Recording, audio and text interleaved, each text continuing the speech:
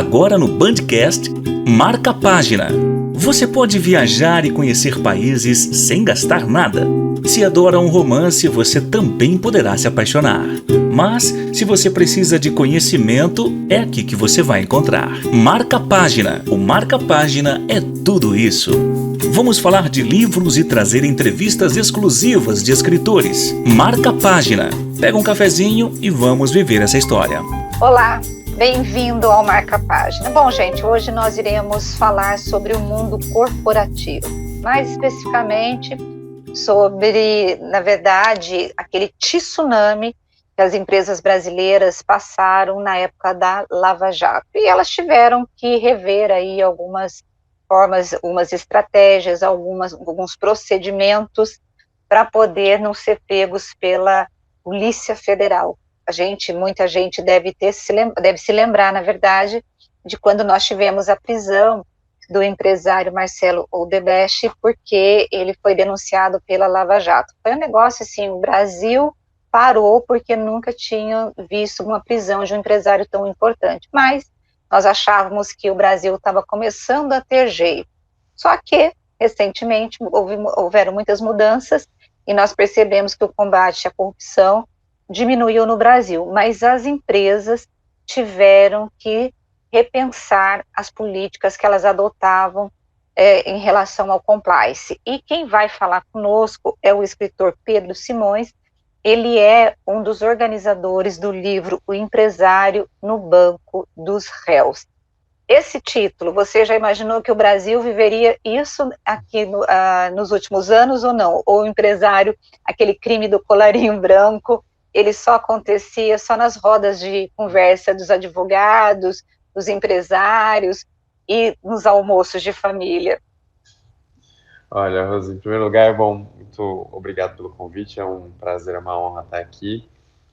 O título, eu preciso dar os devidos louros aqui, o mérito desse nome maravilhoso que tem o nosso livro é do o Isaac Costa, um dos organizadores, e ele pensou nesse título mais plausível, mais pé no chão, mas que, na minha percepção, também reforça um pouco da realidade do Brasil desde a Operação Narciso, talvez. Eu acho que ela tenha sido aí um marco muito grande, a operação que acabou desmontando o Império da Daslu.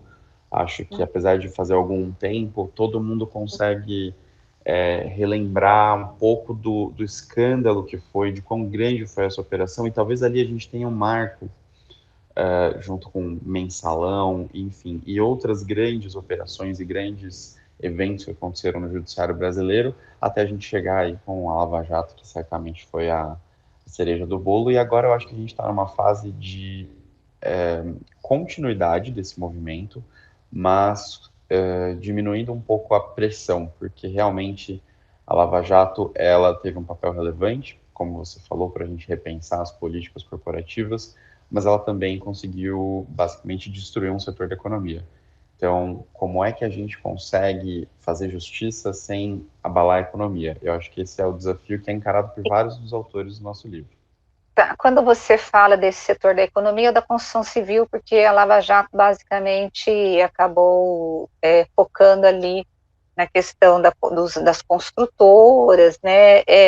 Agora, como fazer uma investigação sem destruir esse setor, já que basicamente nós tínhamos os empresários envolvidos nas denúncias de corrupção e as empresas tiveram que ser submetidas a uma investigação, aí ficaram com os seus bens bloqueados, os empresários presos, então não tem como você não sofrer um efeito, né, Pedro?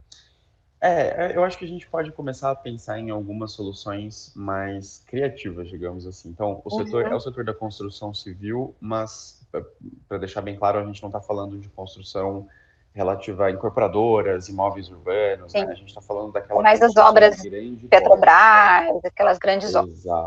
Exato. E são as mesmas empresas que também atuam em outros segmentos de infraestrutura.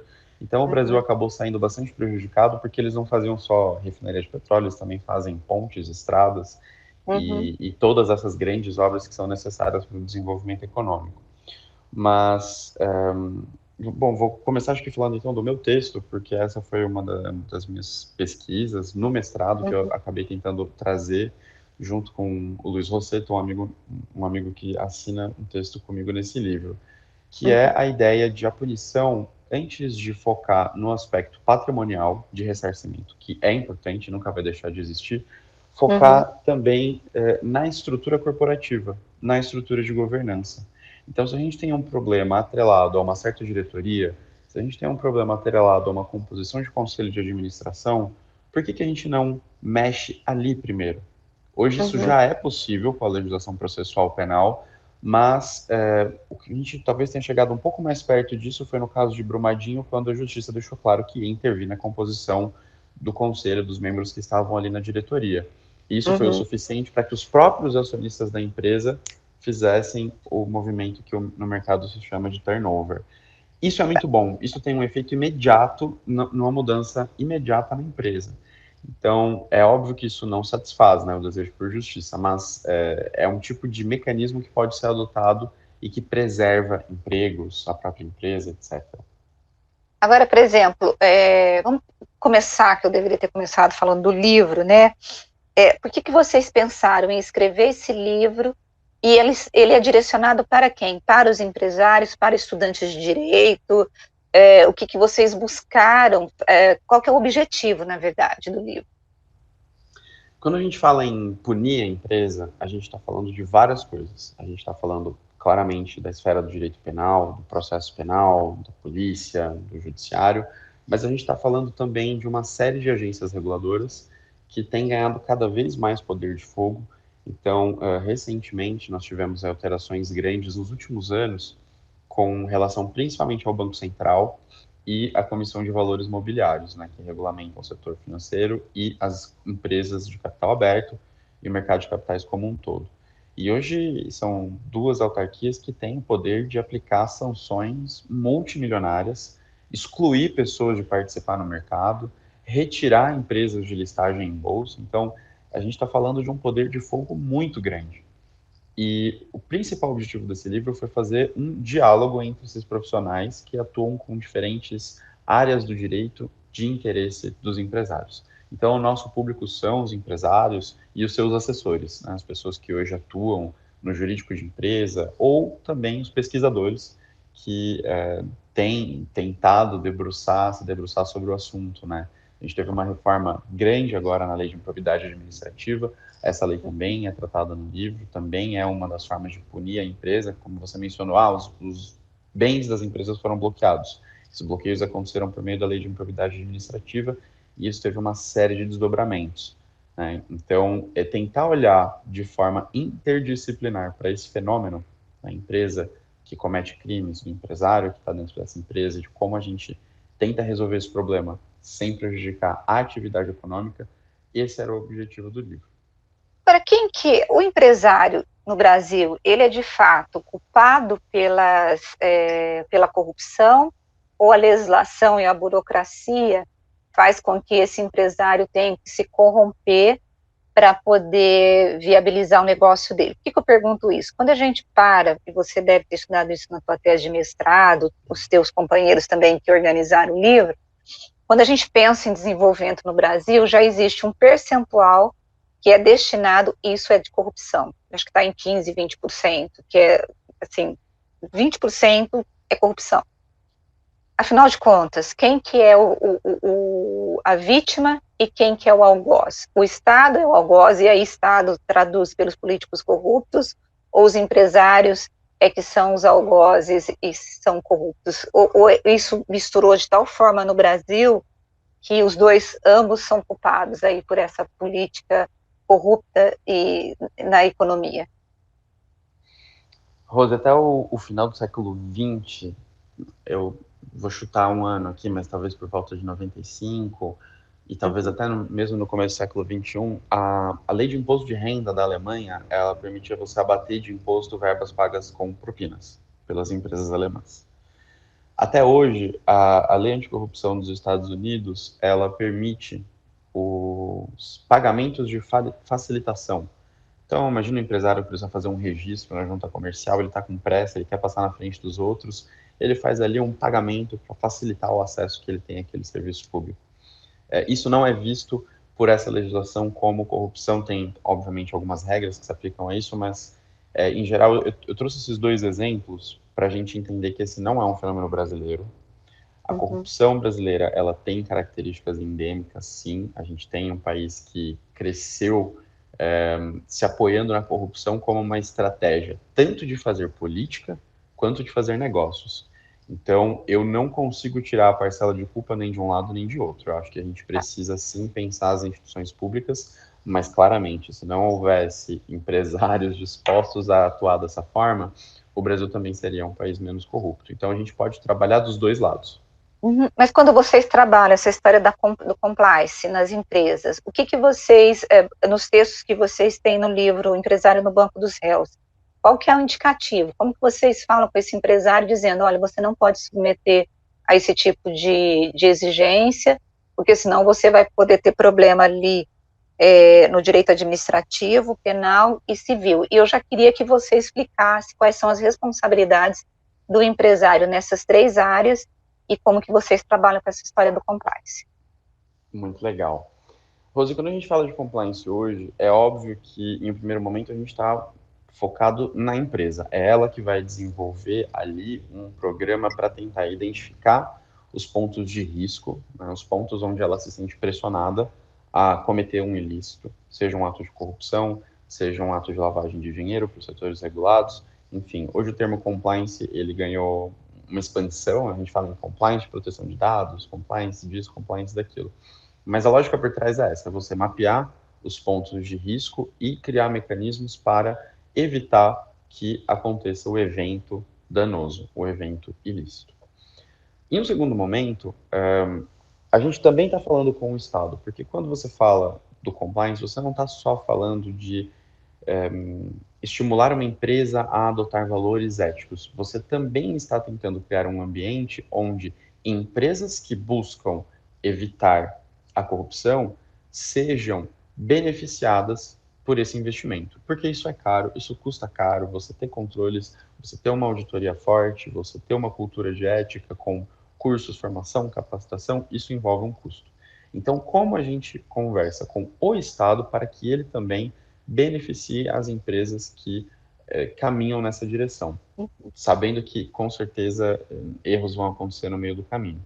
Mas é muito diferente, por exemplo, uma empresa que levanta a mão, chega no governo e fala, olha, descobri aqui que um diretor meu, de um setor meu, foi até um funcionário público e pagou propina. Isso custa para o Estado muito menos. O Estado não precisa investigar. Mas isso acontece, Pedro? É comum isso? Não, né? Isso ainda não acontece porque a empresa não tem proteção. Então, nos Estados Unidos, hoje, se uma empresa faz isso, ela pode ser até mesmo isenta de multa. É óbvio que se houve algum prejuízo para o Estado, ela precisa ressarcir, mas a multa, que tem um caráter punitivo, essa multa ela pode chegar a 0. Então, a gente está falando também de criar incentivos públicos para que as empresas façam isso. Tá? Em uma esfera pequena, isso existe hoje, no mercado de capitais e no Banco Central, principalmente depois da lei de 2015, que reformulou um pouco o sistema de acordos, tá?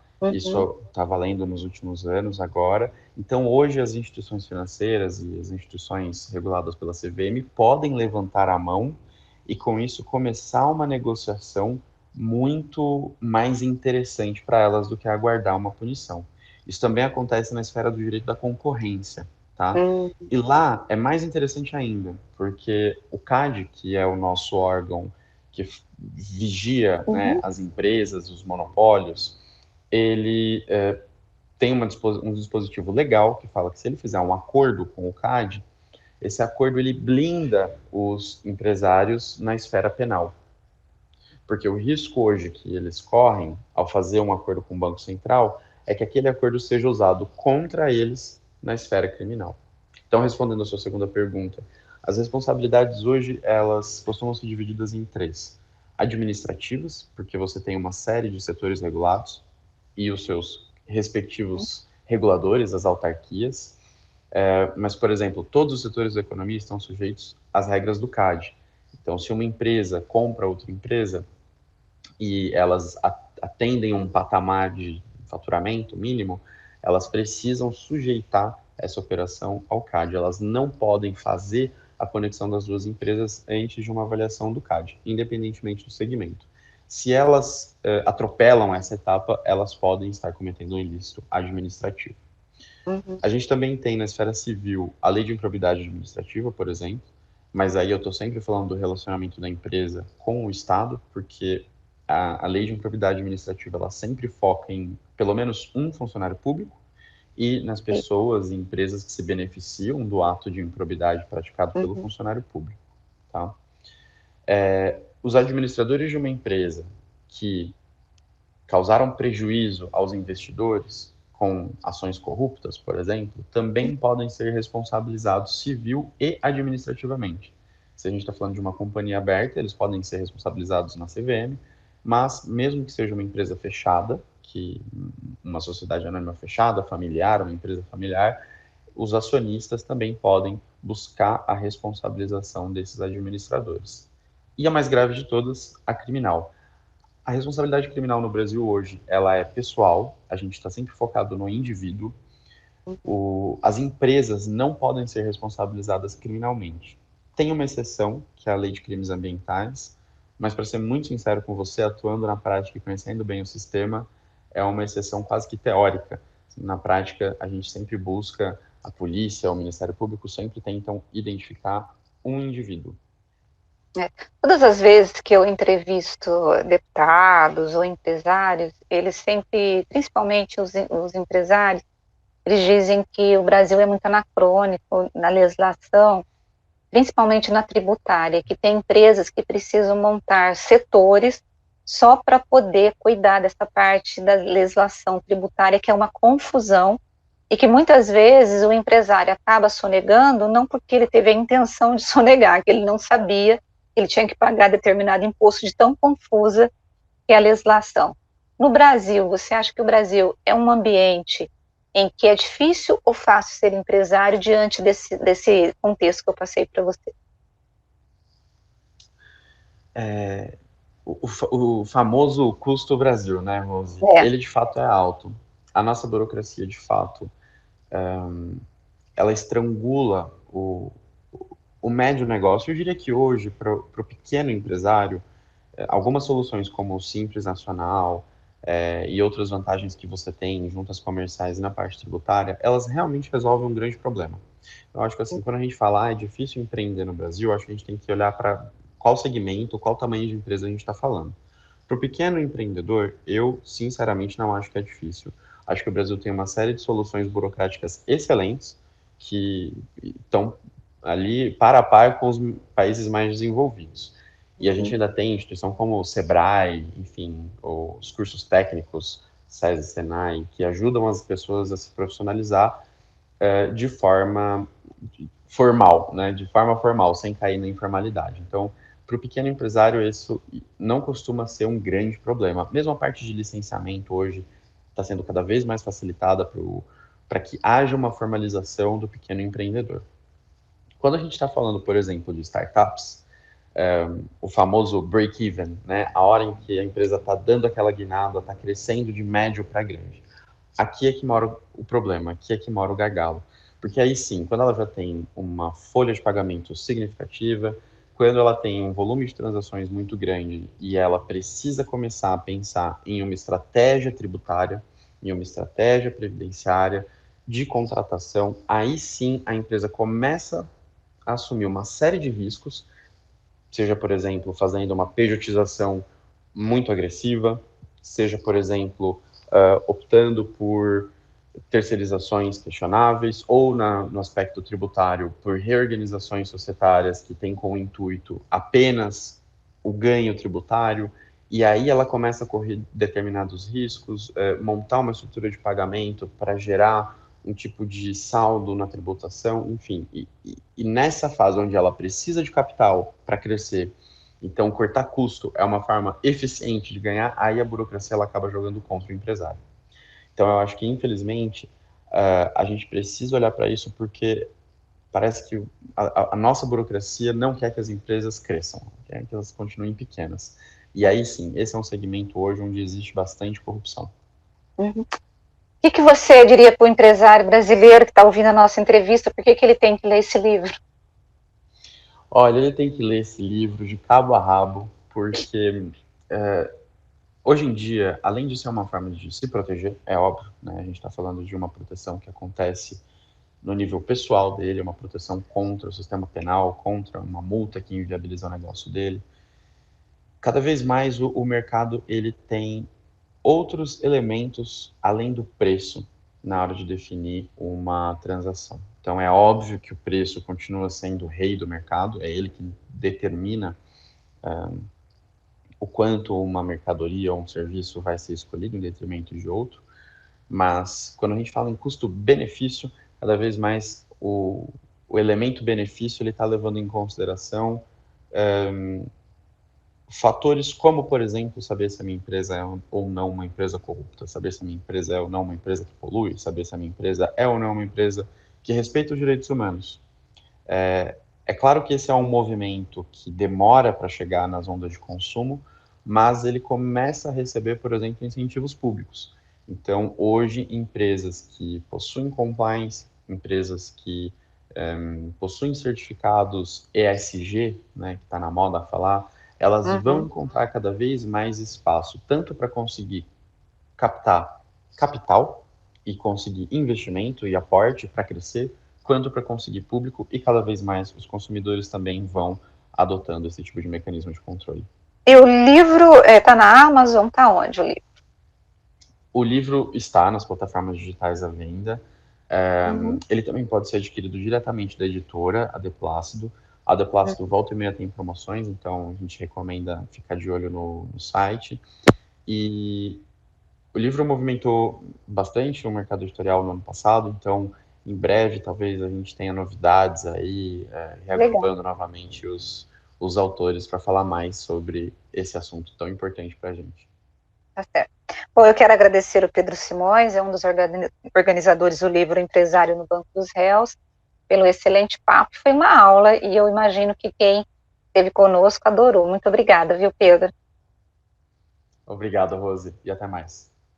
Eu quero agradecer você que esteve conosco até esse momento, indicar que você possa compartilhar esse podcast com seus amigos, seus companheiros de trabalho, porque o nosso objetivo aqui no Marca Página é fazer com que a literatura, a leitura se torne algo que vai fazer você pensar, refletir, e hoje, um tema super atual, que é essa questão de como que o empresário consegue sobreviver num Brasil que tem a corrupção permeando aí todos os espaços, não só o público, mas o privado também. Quero te agradecer, muito obrigada, e a semana que vem nós voltamos a nos encontrar com mais um escritor e mais um livro que tem tudo a ver com você. Beijo para você.